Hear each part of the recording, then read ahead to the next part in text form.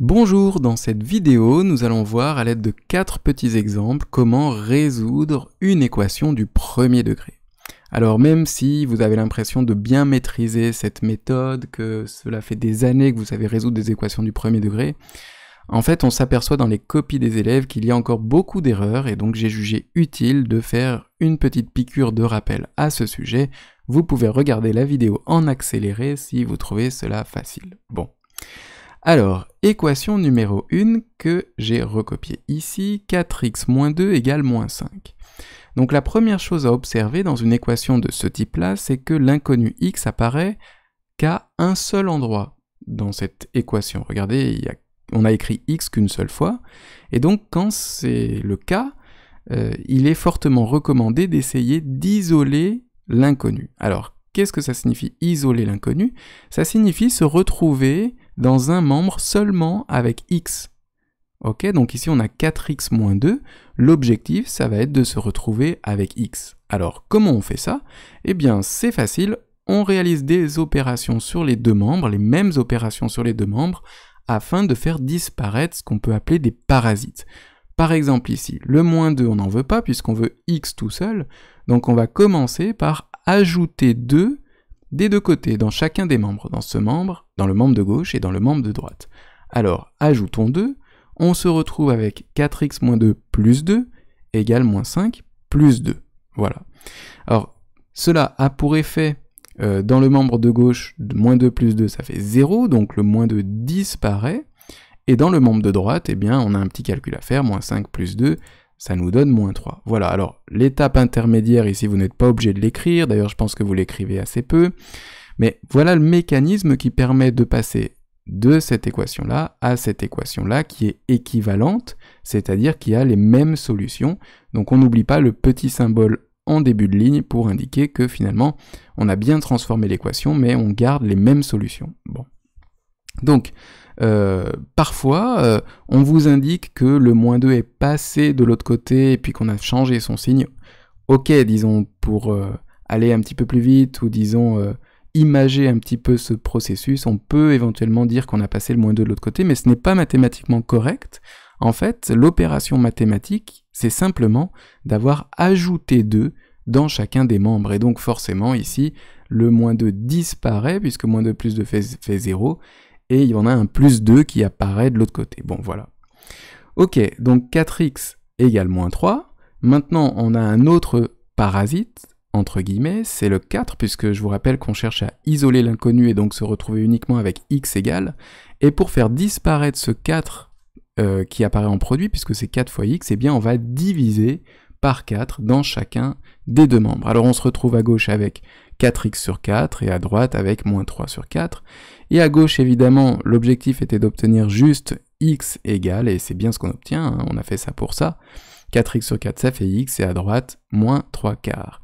Voilà pour l'équation 1. Une fois qu'on obtient cela, il n'est pas nécessaire de vérifier puisque l'on a travaillé par équivalence, mais je vous conseille quand même, si vous êtes le jour du bac, de remplacer ce que vous avez trouvé dans l'équation initiale pour voir si ça marche, c'est-à-dire si 4 fois moins 3 quarts moins 2 fait bien moins 5, puisque une erreur dans la résolution d'une équation peut entraîner un paquet d'erreurs dans la suite de l'exercice. Voilà. Ok, alors maintenant, équation numéro 2, moins 7x moins 1 égale 1 moins 4x. Alors la difficulté dans cette équation, c'est que l'inconnu apparaît dans deux termes qui sont différents, qui ne sont même pas dans le même membre, et donc là on va avoir des problèmes pour isoler l'inconnu puisqu'elle apparaît à deux endroits. Donc eh bien dans un premier temps, on va essayer de regrouper les termes qui contiennent l'inconnu pour que l'inconnu justement n'apparaisse qu'à un seul endroit. Bien. Donc on va choisir, mais c'est arbitraire, de faire apparaître l'inconnu dans le membre de gauche, et pour cela, on va essayer de faire disparaître ce moins 4x, et donc d'ajouter 4x des deux côtés. Donc, moins 7x moins 1 plus 4x égale 1 moins 4x plus 4x. À droite, ça aura bien l'effet escompté, on n'aura plus de 4x, puisque moins 4x plus 4x, ça fait 0. Et à gauche, on se retrouve, alors il faut réduire un petit peu, moins 4x moins 7x, plus 4x, ça nous donne moins 3x moins 1, égale 1. Voilà, alors maintenant on est dans une équation un peu comme l'équation numéro 1, l'inconnu n'apparaît qu'à un seul endroit. On va essayer d'isoler cet inconnu en commençant par ajouter 1 pour faire disparaître ce parasite ici. On se retrouve avec moins 3x moins 1 plus 1 égale 1 plus 1, c'est-à-dire moins 3x égale 2. Voilà, donc là je mets plein d'étapes, elles sont facultatives, hein, vous pouvez aller bien plus vite pour la résolution d'une équation, mais bon, voilà, un petit rappel, ça fait jamais de mal. Ok, moins 3x égale 2, alors maintenant on va diviser par moins 3, vous commencez à être habitué, on essaye de isoler l'inconnu, faire disparaître ce parasite, c'est parti. On divise par moins 3, on obtient moins 3x sur moins 3 égale 2 sur moins 3, c'est-à-dire x égale moins 2 tiers, voilà pour l'équation numéro 2. On passe à l'équation 3. Alors l'équation 3, c'est 5x sur 2 plus 4 égale x. Et donc pareil, on a des x qui sont dans deux membres différents, dans deux termes différents. On va essayer de mettre tous les x d'un côté et puis toutes les constantes de l'autre, afin de regrouper nos inconnus dans un seul terme. Alors, allons-y, 5x sur 2 plus 4, ici je suis allé un petit peu plus vite, on a soustrait x dans les deux membres, à droite x moins x0, et à gauche, eh bien 5x sur 2 plus 4 moins x, puisque c'est l'opération qu'on a faite, égale 0. On va faire disparaître ce terme plus 4 pour être un petit peu plus tranquille avec nos x, hein. On aura tous les x d'un côté, puis les constantes de l'autre, comme ça ce sera un petit peu plus tranquille, on va faire moins 4 des deux côtés, donc 5x sur 2 moins x, plus 4 moins 4, ça fait 0, et de l'autre côté, on se retrouve avec moins 4, voilà. Alors maintenant, on est bien embêté, puisque là, c'est un petit peu plus difficile que la dernière fois, on a une fraction, et puis ici, il n'y a pas de fraction. Et bien en fait, pour regrouper on va quand même réussir à regrouper les x, et pour faire cela, on va factoriser par x. En fait, faire un regroupement, pour ceux qui ont bien compris, c'est rien d'autre que réaliser une factorisation.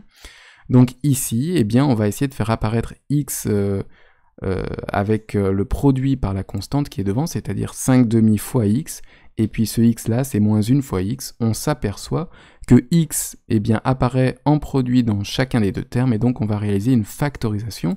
Ça, c'est rien d'autre que x multiplié par 5 demi moins 1. Vous voyez, si on distribue, ça fait x fois 5 demi moins x fois 1, et on retombe sur nos pattes par rapport à ce qu'il y avait précédemment. Et ce qui est intéressant ici, c'est que le x, contrairement à l'étape précédente, il n'apparaît qu'une seule fois, et entre parenthèses, on a un petit calcul de fraction, mais qu'on va arriver à simplifier sans difficulté. Ce sont ces étapes-là qui sont primordiales lorsque vous avez des x à deux endroits, évidemment pour des équations du premier degré. Eh bien, on essaye de regrouper, et parfois, on a besoin de faire une factorisation.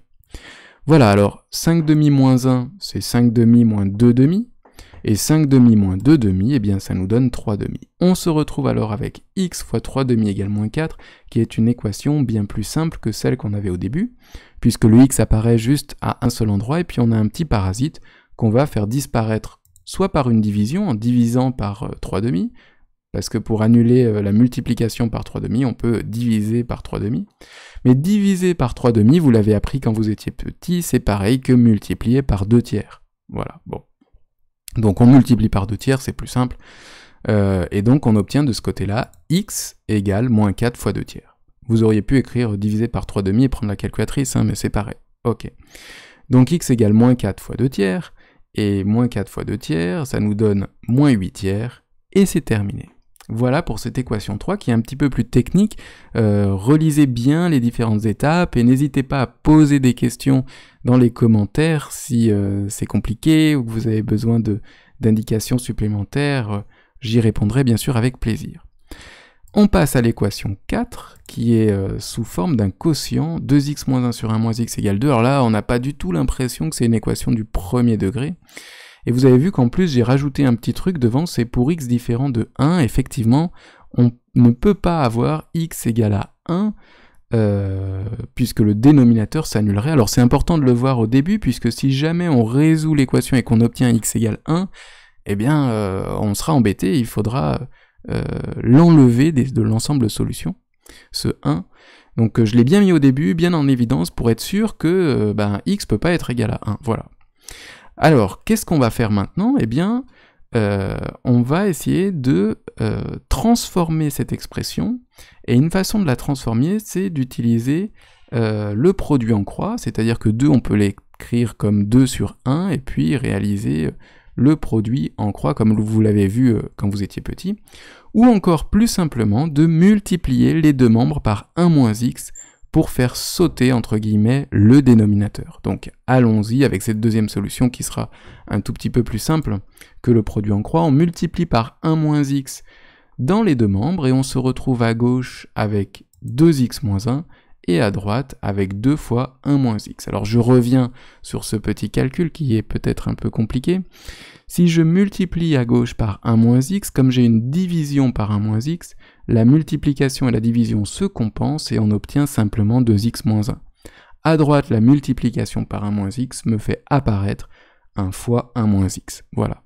Et donc on a une équation qui est cette fois sans dénominateur, c'est un petit peu plus simple à résoudre. On va distribuer à droite, 2x moins 1 égale 2 moins 2x, et puis on se retrouve avec une équation de type E2, comme tout à l'heure, où les inconnus sont dans deux membres différents. Ben, c'est pas grave, on va essayer de les rassembler. Alors c'est parti. J'ai sauté quelques étapes, normalement, maintenant vous avez bien compris, on ajoute 2x des deux côtés, on se retrouve avec 4x à gauche et rien à droite. Et puis pareil, maintenant on va ajouter 1 des deux côtés, ça va nous donner 4x égale 3, voilà. Et maintenant on va diviser par 4 des deux côtés, ce qui va nous donner x égale 3 quarts. Voilà pour la résolution de cette équation 4.